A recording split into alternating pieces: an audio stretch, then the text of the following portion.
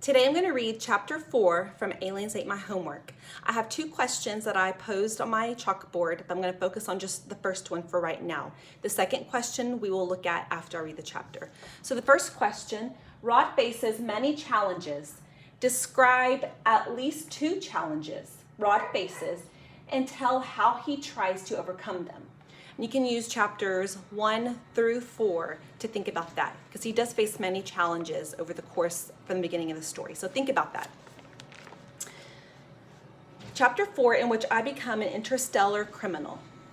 Mom was back from taking care of Mrs. Nesbit, and she was not amused. Again, Rod, you know I don't like you going off this close to supper time, she said as I followed the twins and Bonehead through the door. Where have you been? We went back to the Seldom scene for a few minutes. With the aliens, added Thing 1 happily. Mom raised an eyebrow. A new game? Sort of. The Things like it better than I do. She smiled. Well, I wish you hadn't gone out there right now, but I do appreciate you playing with them, Rod.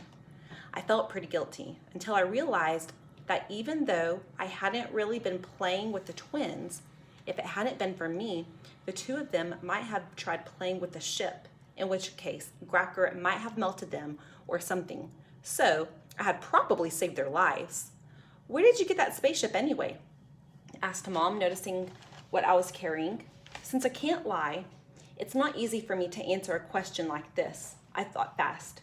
I'm taking care of it for a friend, I said at last, which was true if I was willing to consider Gracker a friend. Well, be careful of it. You know I don't like you borrowing toys. I'll be very careful, I said sincerely. Then, to my relief, she shanghaied the twins and marched them off to get ready for supper. I want to play with the aliens, wailed Eric as he disappeared into the bathroom. I hightailed it from my own room. Once we were inside, Gracker and Madame Pong climbed out of my shirt pocket and used their rocket belts to fly down to my desk. Why is it so important to keep you a secret? I asked. Your planet has not yet been approved for entry into the League of Worlds, said Madame Pong, putting her hands together and making a little bow. Probably never will be, added Gracker. Madame Pong reached behind Gracker and gave him a solid whack at the base of the skull. Please forgive the captain, she said. I fear that the diplomatic module I provided for him is not fully functional. But is what he said true? They won't let us into the League of Worlds? I felt like I was being told about a club that I couldn't join. Let's just say that the matter is under discussion, said Madame Pong smoothly. As for us staying secret, added Gracker, let me explain it this way. I am now giving you a direct order not to tell people about us. If you do not obey, you will be in violation of Galactic Ordinance 143.5.7.6. The penalties can be severe. I'm just a kid. Why are you threatening me? I'm not threatening, said Gracker. I'm explaining. Madame Pong does not always understand the difference, he added as the diplomatic officer began to object. Just then the phone rang. Rod, called my mother after a second. It's Mickey. He wants to talk to you. I looked at Gracker. Would he let me answer the phone, or was I being held prisoner in my own room?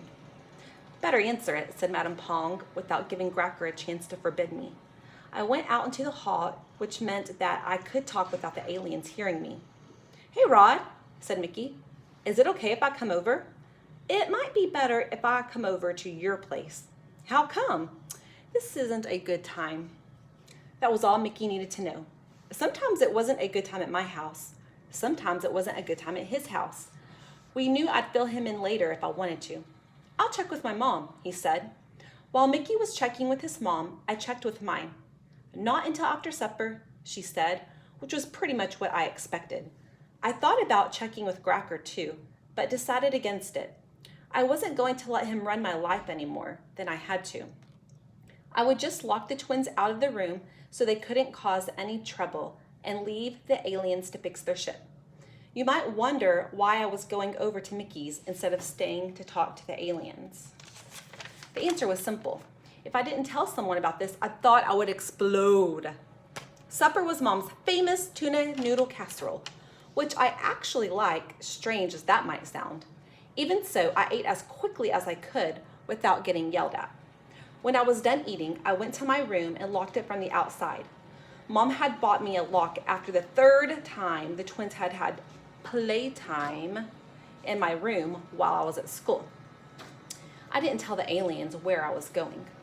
As I went across the road to Mickey's house, I began to wonder if not telling the aliens was a mistake. But I knew that Gracker would simply have ordered me to stay home. Mickey was waiting for me up in his room. I couldn't wait to get up there and tell him what had happened. But when I did, he didn't believe me. I suppose that made sense. Who would? Besides, at the end of third grade, we had started this game where we had a bunch of little alien friends. We used to sit outside at night and describe what they were doing in the sky above us. It was a lot of fun, but we had sort of stopped doing it in the last year. Now, Mickey thought I was just trying to start a new version of it. I'm serious, Mick, I said, almost desperate. I've got a tiny spaceship and at least 2 aliens in my room. Okay, then why don't you let me come over and see them? I think they might kill me if I did. I thought about that for a second after I said it. Would Gracker really kill me? Probably not. But I did think he was serious about taking me off to stand trial. I had a feeling he didn't believe in juvenile offender status. Mickey started to laugh. Come on, Mickey, you know I never lied to you. I know I never catch you, said Mickey, who loved to make up outrageous stories and see if he could get me to believe them. Once we were digging behind his house. We weren't digging for anything special, just digging, to see how big a hole we could make. Anyway, we found this little blue bottle, and Mickey told me that it was magic, and if I put water in it every day, eventually these famous people would come out of it. This is probably the single stupidest thing I have ever believed, and I am not going to tell you how old I was when it happened because it's embarrassing. Let's just say that I was a lot younger than I am now, but also old enough that I should have known better. I think one reason I believed him was that since I can't lie, it is always hard for me to realize when someone else is lying to me. Look, I said, I just became an interplanetary criminal by telling you this. I'm risking my life to let you in on this, and all you can do is make fun of me? By this time, Mickey was laughing so hard he fell off his bed. Stop it, Rod, he gasped. Please, I can't take any more. You know how it is when people get laughing so hard that they can't stop? That's the way it was with Mickey. The more I tried to convince him that what I was saying was true, the more hilarious he thought it was. Finally, his mother came up and sent me home because we were keeping his little sister awake. It was dark outside and a cold wind was blowing through the trees. It made me think of my father because the last time I had seen him was on a night like this. I wondered where he was now. When I got home, I had to go in and bop the things goodnight. They always want me to kiss them, which I do not want to do. So we have settled on a goodnight bop, which I do softly with their teddy bears, Violet and Arnold. Next, I kissed my mother goodnight. I had tried to work out a bopping deal with her, but she insists on a kiss. Finally, I went to my room where I figured I would have a long talk with the aliens. Now that I was used to the idea of what was going on, I was actually looking forward to this talk. I wanted to find out more about them and where they came from.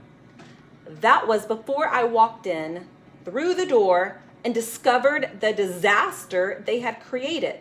Then I wanted to kill them. Okay, so that's chapter 4. So in this, Rod faces many challenges through chapters 1, 2, 3, and 4.